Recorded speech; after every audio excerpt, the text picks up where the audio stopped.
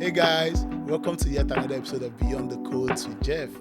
Today we are speaking with the phenomenal Adora Nwodo. There are so many words to describe Adora and what she does. Engineer, founder, multi-published author, and global speaker, amidst other things. I mean, how does one person do all of that, right? Well, today we're talking about several topics that span beyond the codes in tech, as we always do here. Personal branding, networking, gender diversity and inclusion, as well as everything else in between. I'm sure you'd learn something today from this episode that would help you navigate your career better. So please stay tuned to the end, and I hope you enjoy this.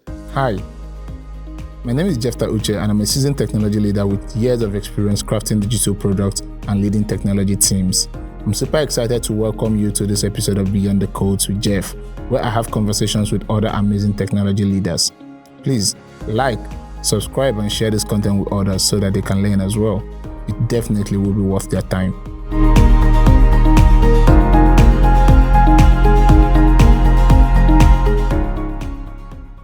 All right.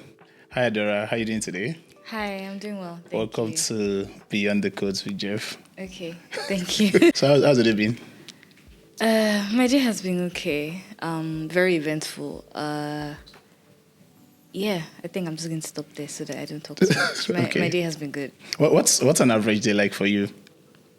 An average day for me: sleep, wake up, do work, eat, sleep, watch Netflix, sleep, watch YouTube, work, sleep. Okay. I mean, that sounds a bit, simple for the Adora Nwodo. I mean, I spend most of my life on my bed, so... Really? Yeah, apart from when I'm coming out. Lagos is terrible. Yeah. Traffic is mad. If I don't need to be outside, you won't catch me outside. So yeah, I mean, when you're at home, what can you do? You watch TV now, you sleep. You text your friends, you video call, you work, you sleep, you eat. So that's what I just described. Do you say put a time to or track on the average how many hours you work on a day-to-day? I think I'm always working. Yeah? Yeah, I think I'm always working. When I'm not, standard, I get 7 to 8 hours of sleep every day. Nobody can fight with that one. I don't even joke with 7 to 8 hours? 7 to 8 hours of sleep every day. And sometimes I also sleep in the afternoons. I don't joke with my sleep. That's one thing I'll never play with. Anyone that people see me and they think, oh no, this one, is when you live with me, you realize how much I sleep. I sleep a lot. Wow, that's hard to believe. Exactly, right? Because I'm always launching something or showing something. Yeah. So it's okay, this girl spends a lot of her time working. Of course I do. I'm always working when I'm not sleeping. Okay. That makes sense. Yeah. So, I mean, I didn't hear anything about social, going out. I mean, you talked about how Lagos kind of hampers that for you, but I kind of see you as someone who's very social. I mean, I am. Yeah, I go out when I need to go out. Nowadays, I don't go out a lot anymore because traffic has become worse. Yeah. And a lot of times, when I used to go out a couple years ago, 4 to 5 years ago, that's probably because I used to go to the office every day. And then, after work, you just hang out at this particular place. But now it's I'm working from home. There's no need. Yeah. So you only see me outside mostly on Sundays, actually.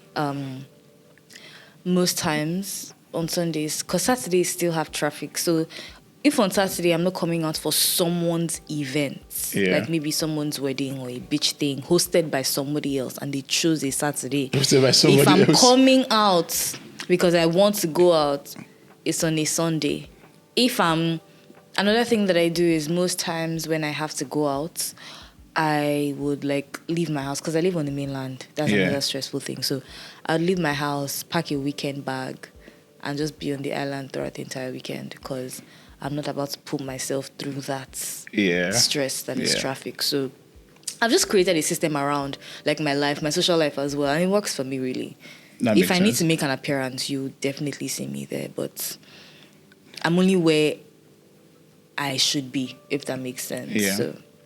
No, that makes a lot of sense. I mean, Lagos helps you make sure that wherever you're going to is absolutely necessary. It's absolutely, it has to be important. It has to be. That's interesting. So, let's talk about you. Who's Who's Adora Nwodo? You know, who's... Adora Nwodo is 26. Adora Nwodo is a last born. She likes enjoyment. She doesn't like people stressing her life. Can be a bit ambitious sometimes when she's not dreaming about being the housewife to a billionaire. You said that like twice today. Today, exactly, because I really mean it. So, yeah. So, it depends. Like, and now I've given you an answer of who Adora Nwodo is, but are you satisfied with that answer? I am not sure. What? I'm not sure. You're not sure? Exactly. That's why I said ask me a direct question. Yeah, okay. So let's talk about, your upbringing and how growing up and getting into what you do currently, your career in tech and all of that. How did that happen?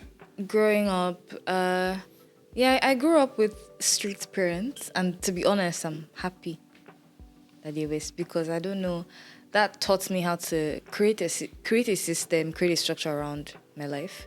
Yeah. Also taught me to only focus on the things that are important. I have zero tolerance for Iran normally. And obviously that was because my parents also had zero tolerance for rubbish. And, they bestowed the blessing of that upon me. Yeah. And very academic household as well. My siblings are smart, so I could not be smart. If that makes you sense. cannot fumble the bag. I couldn't fumble the bag. And when you're the last one, it's like indirect pressure, because everybody assumes that last one is nice, but it's indirect pressure because everyone assumes that now everybody else is giving you advice, giving you money, so you have no reason to be foolish, because you can't say, I was working, where, right? And you can't say, I did not have information. Excuse me, there are people that came before you. True. And they told you that. So, and then also like being the only girl as well. So technically there's the Ada bit of me, there's the last born bit of me, right? And obviously there's also the pressure of being an Ada in an Igbo home normally. But like different things have just like shaped me into being what you would look at and call a strong, independent Nigerian woman. But please, I'm not strong and independent. that contradicts your ambitions. I used to be in my father's house. Now, I'm not strong, please. I want to be taken care of. I want to be babied. I want to relax. I want to enjoy my life. Anybody that brings stress close to me, gets out, right? But growing up, that has affected like how I have become resilient, how I have become internally motivated. Most times I see things and I want to address the thing that I've seen, and I don't need anybody outside to tell me to do it or not do it. I'll go by myself and go figure it out and come and do it. I have an idea, and it's like, boom, I'm going to do this thing. And then once I say I'm going to do this thing, best believe in 3 weeks, you're hearing, I'm coming back to give you a report of how far I've gone in this thing that I said I was going to do. And it started from the house, it started from my parents. My father is a disciplinarian. And then my mother is all of you will be all right. She cannot be bothered. Right? Nice. She can't be bothered. So, different, a mix of personalities, but those different personalities, I think I've taken bits of every single person in my family. Yeah. And it's now in one person, which is me. And it is interesting. So when I say I can't kill myself, it's me trying to be like my mom. Your mom. When I'm more, let's do the work, let's get it done. It's me being like my dad and my eldest brother. When I'm more, let's just help everyone, let's make the world a better place. Let's do all of that. It's me being like my immediate elder brother. So I only have two elder brothers. So different things have played different parts in why my life is like this. The reason why I'm in tech as well is because of my father. He brought a computer to the funny story. He brought a computer to the house, and then I fell in love with computers because of that. However, in SS3, when I said I wanted to go do computer science, they held family meeting. Exactly. I was going to ask about that. They held family meeting. I said, oh no, you won't do that. But I'm like, uncle, it's your fault now. But yeah. Yeah. But the reason I'm here is because of him anyway. So yeah, I know that any typical Igbo family that is that's educated, academic, the way you described it. They're talking about like electrical engineering, they're talking about law, they're talking about medicine. Yes. And okay, so for me, it was law. And the first place where I broke my father's heart, well, he didn't notice until I was like in SS2, but my mother noticed first. So when I joined science class, because all these men, they don't even know what their child is doing. They don't even know their child's class, whether it's science or art. So my dad didn't notice until later, but my mom knew immediately it happened, obviously, because she's the one, going to school with me and all of that stuff. Excuse me. Everybody since primary school has been telling you that I like maths. I'll not go and leave maths and go and do law. No, dear. So the first thing was that I went into science class. And then when I got into science class, I was always talking computers. Somewhere in my father's heart, I think he was hoping that now that I'm in science class, maybe I would do medicine. Because my father was really, let all my children go and do medicine and I'll set them up in this. I really want doctor children. He really tried to push my brothers so hard to do medicine. They did not hear. And then I'm sure like somewhere at the back of his mind as well, he was hoping that I will do medicine. And I came home one day and I said, it's computer science I want to do. And you were the last hope. I was the last hope. And everybody's like, no. At least if it's computers you want to do, I've been seeing you liked computers since you were small. If it's computers you want to do, at least do computer engineering. I said, no, sir. Because I had spoken to one of my brother's friends in MIT at the time. Because initially, what I really wanted to do was study math and learn to code. That's how much I loved math growing up. Oh, wow. And I knew that I wanted to be a programmer, but I didn't know that there was actually something like computer science where you can actually go and study programming. I thought, all these computer courses is where you go and study computers and then, you'll be fixing printer and all of that. Them, Like I didn't, and again, lack of information, I didn't have it until my brother's friend in MIT told me everything. Yeah. And I'm like, okay, this makes a lot of sense. So I did my own research and I found one of my mom's friends that her daughter is in Unilag and she was studying computer science. So I now had people to talk to and I had made up my mind at that point that, okay, computer science sounds, because after I had described everything I wanted to be, and they're like, okay, go and do computer science now. Like, that's what you want. But I didn't know, right? And then I'm like, okay, I'll go do this thing. And then in the course of my research, I found systems engineering, computer engineering, but like, okay, these things are not the things I want to do. Computer science is what I wanted to do.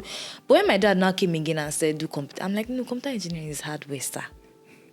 I don't want to build the next computers or build the next internet hardware. I'm not saying these are not good things, but that wasn't for me, right? And another petty reason why I didn't want to do computer engineering was because in Unilag, any engineering course you're doing, you would do chemistry for like 2 years, and I really was not interested in that. So I also didn't want to have to do chemistry longer than I needed to do it. Yeah. And I'm like, guys, this is not happening, right? And I still did what I wanted to do at the end of the day. Last, I'm my father's child and he's an Igbo man. He would not pay my school fees. Yeah. So when you are done, your pride will not allow you to leave me hanging. So you will still come back and do what you're supposed to do in my life. So, and again, there's last born privilege as well, knowing that I could get away with almost anything anyway. So I did that and it's like, okay, you know what? Wow, that's so cool. I think it's so interesting because Igbo parents are so insistent on that. Like, even if you had told him that you'd go study computer science and then come back and go study medicine, he probably would have said yes, because like they just want to know that you come and do medicine at the end of the day. It's just such a pride, they want to answer like you're the father of a doctor or mother of a doctor. But that's the funny thing is that I could go get a PhD and you still be the father of a doctor. Right? I could go do research, which is something I'm actually planning to do in a couple of years, right? Okay. Maybe when I settle a bit. When I drop some of all these things that I'm doing now, because I've gotten into a stage where other people are now running it and it's no longer me being there actively, and I've freed up some time. I'm someone that wants to contribute to academia. I don't know if I will still do it, if I'm being honest, because I'm now contributing to academia in other ways, like writing books, right? Yeah. But I might still wake up and be like, contributing to academia in the context of research is still something I want to do. Right, and I might end up doing it. Who knows? And if I do it, I'm now Dr. Bigness, and my father is going to be the father of a doctor. So all that rush now was for what? Yeah. This knowledge wasn't, it wasn't this way then. Yeah, it wasn't. Agreed. And to be honest, it's because they meant well for us, right? Yeah. Because at the time, doctors, engineers, lawyers, these were the popping careers. Exactly. So they wanted their children to be those things as well. The same Exactly. way nowadays, everybody wants their children to carry laptop and go and do tech. They and do tech, exactly. Right? So yeah.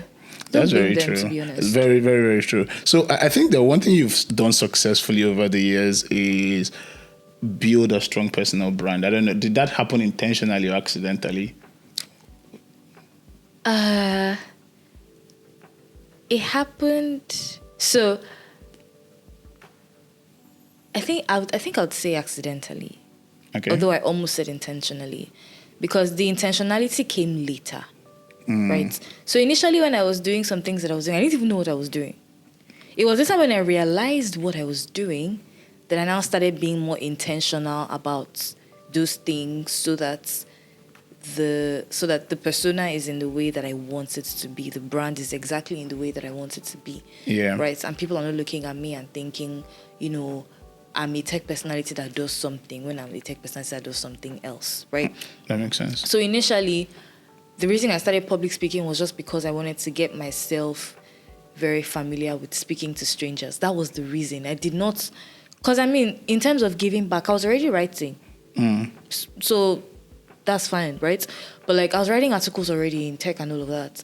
But the reason I started doing public speaking and I was actively going to tech community events to speak at them was because I wanted to get very comfortable with speaking to strangers. Because contrary to what you think or the way you look at me right now, there was a time when I used to be very shy to talk in public. I couldn't. That's interesting. Very shy to talk in public. That's a story for another day, because it was one experience that made me so afraid and so timid to not talk again ever. Because prior to that, so the truth is, this is my default setting actually. From primary school, a little bit of secondary school. Secondary school, they'll bully you small of that. So, keep you where you're supposed to be. Yeah. But at least for the most part, this is my personality. Going into uni as well, this is my personality. And then something happened in my 4th year of uni that just made me think, maybe I don't have respect. Maybe I should be keeping quiet more. And that was it. Wow. And obviously, when you keep quiet for a long time, it becomes a part of who you are. And then I wanted to break out of that shell. So, because I lost a Google interview because of shyness, basically. This thing where, in tech interviews, they're like, okay, carry the interviewer through what you're doing, all of that. They gave me a string manipulation question in the Google interview. It was for Google London. I can't forget ever. This was in 2017. They gave me a string manipulation question. I knew exactly what I was supposed to do there because I have a CS background. I graduated with a first class. I've helped people practice for their own interviews and they call me and tell me I got the job. So they gave me the question. Guess what I did? I typed the code and I told the interviewer I was done. Because I didn't want to talk so that I don't say what I'm not supposed to say. Right? And obviously, these people, in less than 24 hours, they're like, sorry, bro, you didn't get the thing. And I'm like, okay, I kind of understood that was why. Nobody needed to tell me. Because the solution was correct as well. Because it was, right? Because I'm not kind of person that after exam, I'll go and be asking everybody, what did you write for number 6? What did you write? So I'm not kind of person that after an interview, I will take my code and go and check that it ran. Yeah. You get? So I knew that it worked, but that was not the problem. The problem was that the interviewer just was not interested in the interview, the way it went, right? Yeah. And obviously, they would have given me negative feedback. And that was even first stage. Full interview. Not even, the back-to-back interviews you will now do that are supposed to be harder. So how would I have failed that? It was that one thing. And I'm like, okay, you know what? I need to fix this. And then I became very intentional about speaking in front of strangers to solve that problem. But as I was speaking in front of strangers, something else was happening. I was building a public speaking brand and I did not realize. So when I realized that was what was happening, I'm like, okay, you know what? I need to be serious about this thing now. And then that was when the intentionality now came. But it didn't start that way initially, no. That makes a lot of sense. Wow, that's quite a story. It's even a longer story, but I can't tell that story right here today because of the time constraint that we have. Yeah. But I mean, in a different episode, we could only talk about that, Okay. and that would be the entire story. Cool. No, that works. That totally Now, works. giving your viewers something to anticipate now. Yeah, please look forward to that. We're definitely looking forward to that. So I think that, centering this whole, because this whole conversation, I think we can center it around personal branding, right? And I think it's a default thing for most engineers. Engineers are like nerds, geeks, and most people aren't interested in that, right? In trying to like build a personal brand, or even trying to like maybe put their work out there. They just, want to work. And the conversation we had prior to this, conversation, we talked a bit about like looking out for yourself. And I think that in today's world, that connects so much with like building a personal brand, right?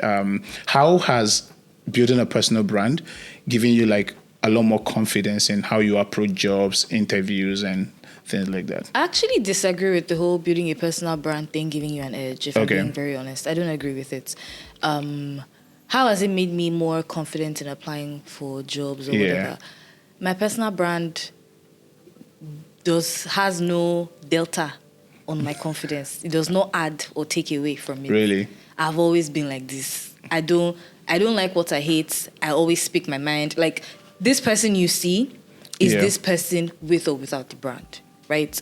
So any extra confidence in my work may be like, oh, okay, I'm a big deal. I used to forget sometimes. Like, do you get what I mean? But that's the only kind of confidence, but not confidence in applying for jobs or whatever. The same level of, audacity I used to use to apply for jobs for is still the same level of audacity I'm using today. Nothing has changed.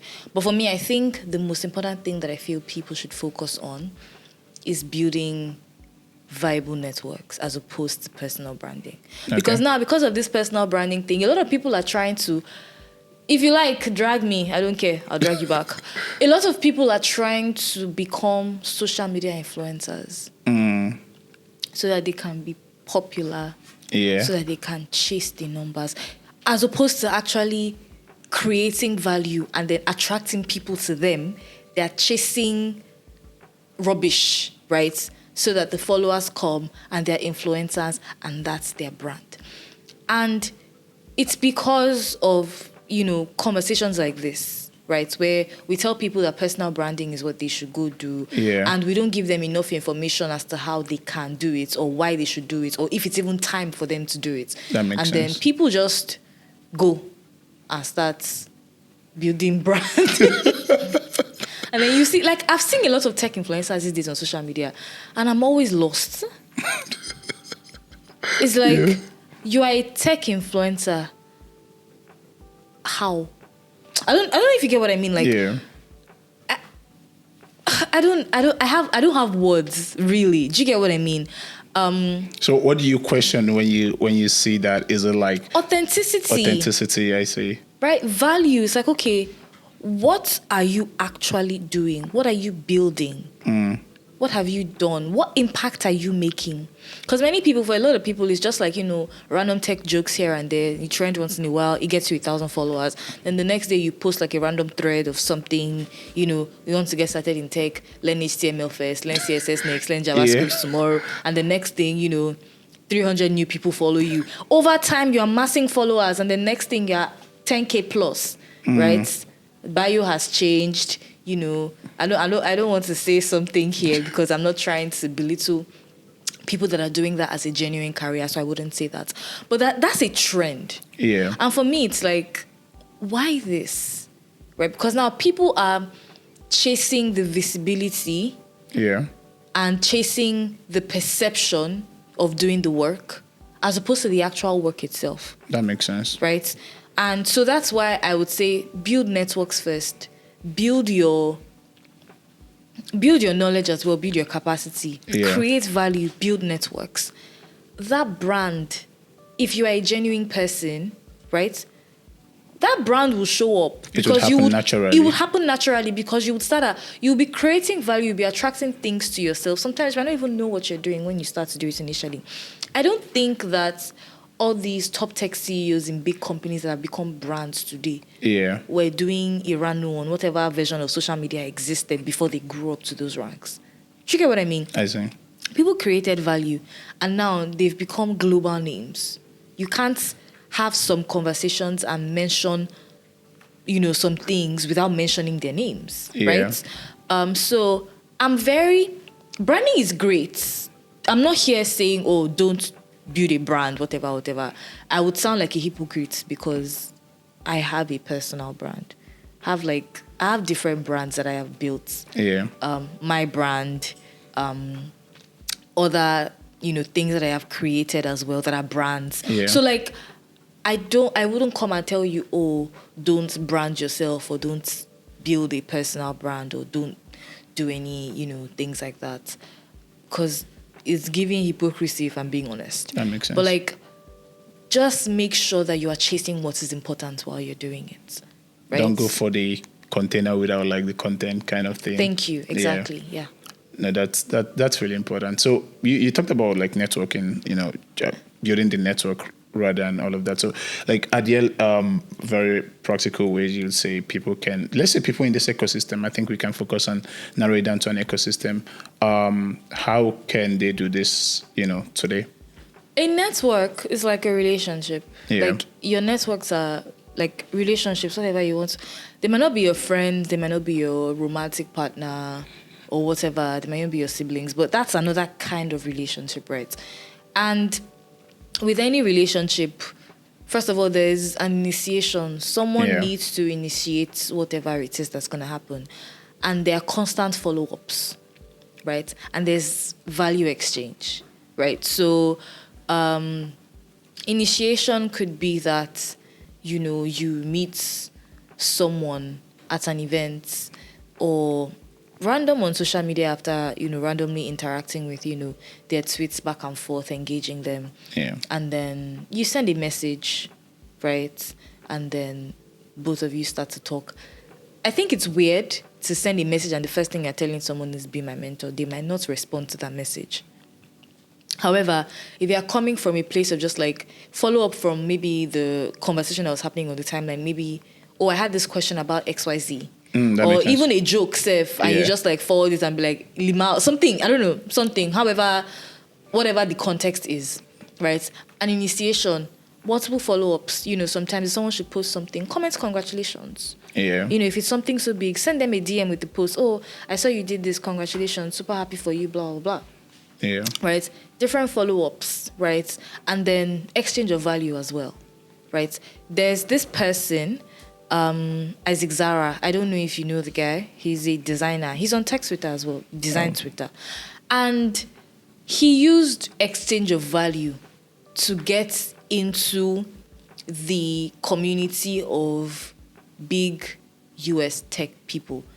When I say big US tech people, I don't mean the entrepreneurs. I mean I don't mean the entrepreneurs. I mean the software engineers that are on Twitter that we see, the developer advocates that are on Twitter that we see, those people, the top ones. Yeah. He used value exchange to actually build relationships with them. Because it's okay, I don't want to use the term, even if I'm about to say it anyway, I don't want to use the term scratch my back, I scratch yours, but I'm providing value to you.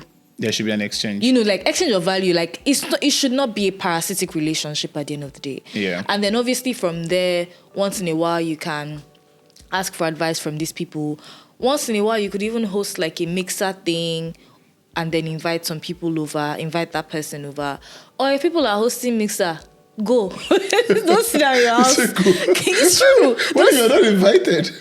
What if you're not invited? If they invite you, it's a public thing. RSVP, try to go, apply to go, something. That's what I mean. Don't just sit down in your house and be looking for, who to network with or who to be your mentor, and you're sending everybody DM, I'll choose my mentor. Nobody's going to answer you. Yeah. Right. So I think those are practical things that you have to do. Initiate, follow up, and provide value, exchange value, and see where it goes from there. The truth is, some people will respond and some people will not, because as much as you want that person in your network, the person also has the right to choose if they want you in as well. True. So don't feel salty that somebody did not want me, this person is not that. Let it go. There are other people out there, right? That makes sense. That makes sense. Okay, final question. Okay. I know we're running out of time, but yeah, when we talk about today, when we talk about gender diversity and inclusion, where do you think the Nigerian tech ecosystem is, in that journey? In that journey, there's a slight improvement, very tiny. It's not where I'd like it to be, but, like my mentor, CNA, my goal is to push people, and press buttons until we get to that stage where everything is the way it should be. I'm tired of people on International Women's Day, sitting down and talking about how we can drive inclusion for women in tech. You know exactly what to do to drive inclusion for women in tech. Do it. And most times nowadays, what I do is that when people invite me for women in tech events, I go. Not because I really want to talk about how to drive inclusion, because I know they know how to drive inclusion, but because I want to make them uncomfortable so that they can commit to doing something that actually drives inclusion. Do you get what I mean? Because, okay, women should do this, men should do... Bro, like, don't tell me this, right? I agree that we're seeing more female entrepreneurs now. Yeah. Right? We're seeing more women in tech. We're seeing more women in the non-technical sides of tech. We're seeing more women in engineering. We're seeing more women in design, in product management and things like that. It's nice. But my goal is not even to force people, or rather to increase more women in tech. That's not what I actually want to do, if I'm being honest. Okay. What I want to do is that's not my approach to this diversity problem. Let me put it like that. My approach is to inspire women to know that if they want to do this thing, they actually can. And then leave them to make a choice. Right? I'm not one of those people that will come and say, oh yeah, choose tech. That makes sense. Tech is the way. No. Yeah. I'm going to let you know that as much as you want to do law, there's also something in tech that might be good for you as a lawyer too. Do you want to check it out? Yeah. Right. And then you make that decision for yourself. I want to do this or I don't want to do this. So it's just empowering people with information, empowering them with the audacity and self-esteem needed to get these things done. Let them know it's possible. And also in getting into rooms where I know that I at least have a voice and I can put some people on that small fire that would make them uncomfortable, getting people to make promises. For example, there was something I did on this Women's Day that just passed. After talking, I shook the table, I scattered the table. And then now we're hosting something for women. I'll make an announcement in due time. Okay. But we're hosting something for women that is practical. And if I didn't do what I did at that point, would have had a Twitter space, everybody would have gone home. Ended at a conversation. And that would have been the end. So I'm performance driven. Also something I got from my dad. Performance driven, I like action. Yeah. Right? So once we're done talking, let's also do. I think it's a gradual process in this ecosystem. Like I said, we're seeing more women in tech, we're seeing more women entrepreneurs. But I'd like to see more. Not just in tech as well, but women represented in different sectors. Women respected. Not the one that you come and say, oh, you're a woman. I'm sorry, all that nonsense that happens on social media. We need to get to a point where all that rubbish actually has to stop. Right? And that's all I'm about. Not just, diversity and inclusion for women in tech, but that whole sensitization that needs to happen for people to understand that men and women are actual human beings. But one is not a human being and the other is a goat. That is, a little bit We're both human beings. Are we different in some ways? Yes. But we're both human beings, right? If you're a Christian and you believe in God, the same God that will judge the man is the same one that will judge the woman for the same thing. And it's even there in the Bible that you would be judged equally.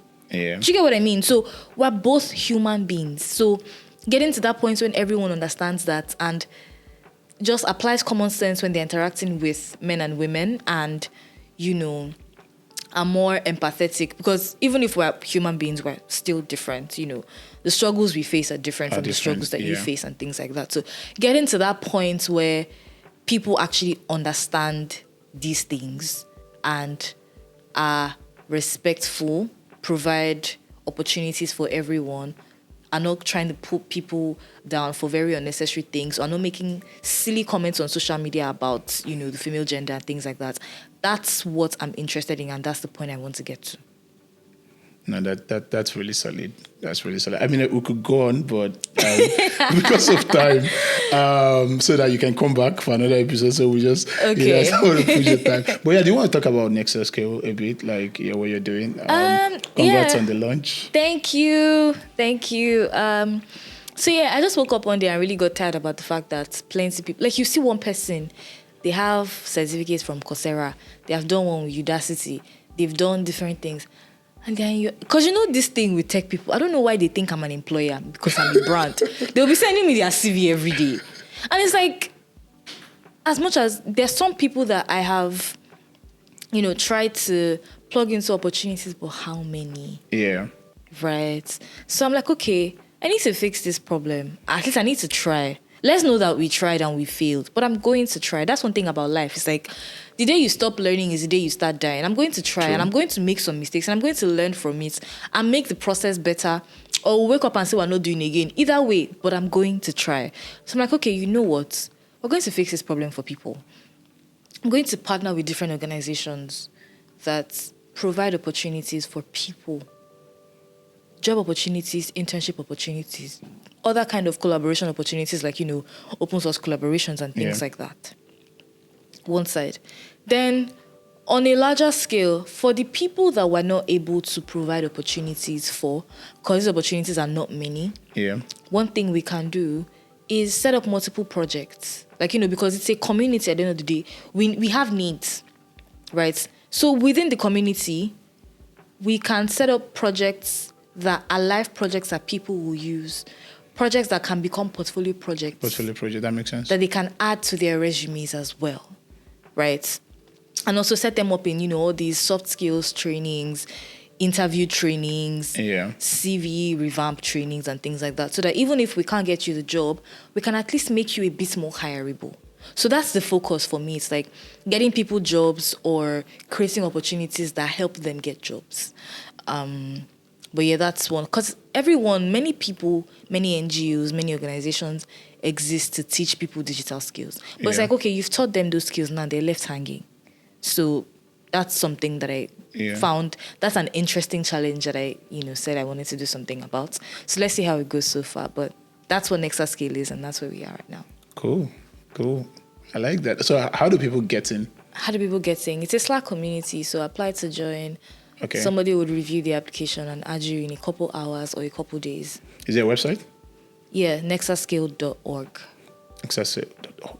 So guys, if you want to join Nexus Skill, which is actually a rebrand from Adora Hack, right? Yeah, it used to be Adora Hack study group. So Adora Hack was created for my content, my digital content, my YouTube, my Instagram. So when I wanted to incorporate an entity so that when I reach out to larger organizations, they take me seriously, I couldn't do that with Adora Hack. And to be honest, there could have been the option of incorporating Adora Hack, but I didn't want to do that because Adora Hack now becomes the NGO. And I want Adora Hack to just be where I post content. So I'm like, okay, I'm going to separate both entities. Okay. And Adora Hack goes back to what it was originally made for.